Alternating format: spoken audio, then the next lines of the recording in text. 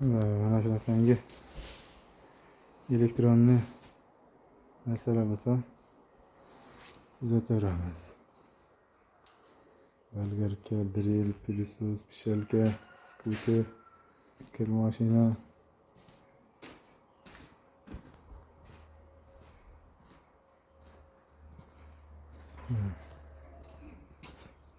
Bunisini akkumulyatorni almashtirish kerak.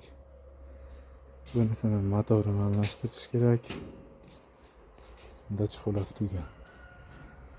Shunisini remont qilsak, xudo xolasa ishlaydi. Bunisi общий kapitalniy remont bo'lishi kerak. Kabellarini, gaz ruchkalarni, поворотник hammasini almashtirish kerak. Buni akkumulyatorni ham almashtiramiz. Yana bittasi keladi. Uni reduktorini almashtirish kerak bo'ladi. Shunaqangi xizmatlar bo'lsa aloqaga chiqaverasizlar. Mana bitta motorimizni hammasi ham darudanga kuyvermaydi.